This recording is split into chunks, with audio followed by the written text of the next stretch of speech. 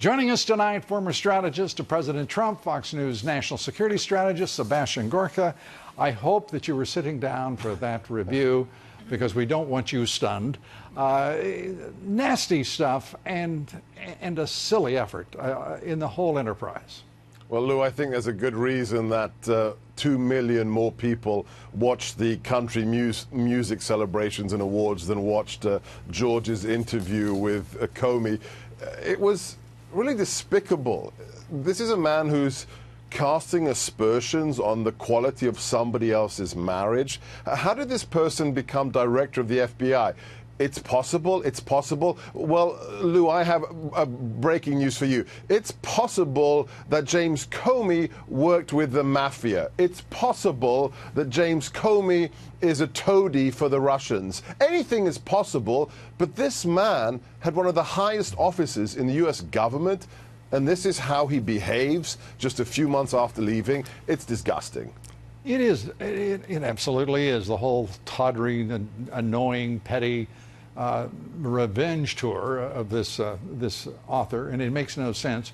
Today we watched the Devin Nunes deadline pass, unmet as we would have expected by the Justice Department and FBI, turning over none of the Comey memoranda that he has been talking about so freely, that was used in his book apparently.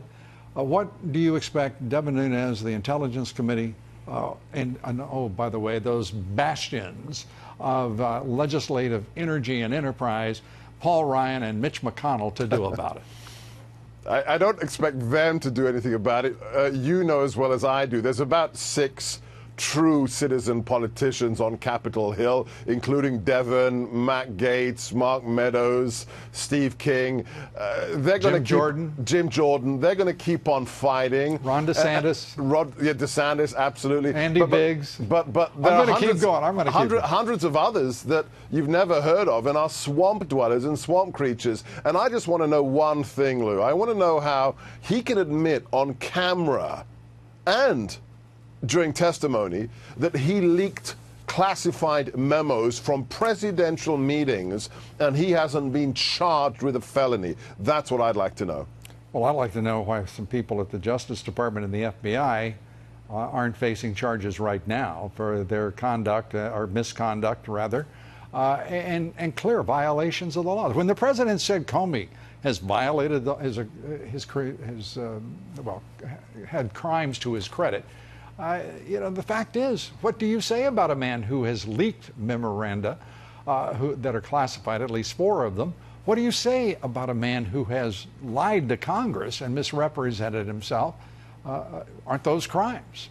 What about a man who arrogated to himself the right of the Attorney General to decide whether or not to prosecute Hillary Clinton? What about a man who says it's possible that the president this, the president that, when we know what Hillary did with her server, with her BlackBerries? This is a man who is a corrupt cop. It's as simple as that. And the fact that he's on a book tour now making bitchy comments about his former boss, it's un-American. Yeah, it may be un-American without question, but you know what it certainly is? It is self-destructive on the part of James Comey, because he is revealing a petty and venal psyche that is beyond comprehension, in my, at least to me. The president made the tough decision to carry out those strikes against the chemical weapons facilities, 3 targets in Syria. He did so 105 weapons aimed at those 3 targets, and the military says every one of them struck their targets. That's an impressive display of force. Do you think it will have effect beyond on Vladimir Putin, who is now shipping more weapons, more armor to Syria?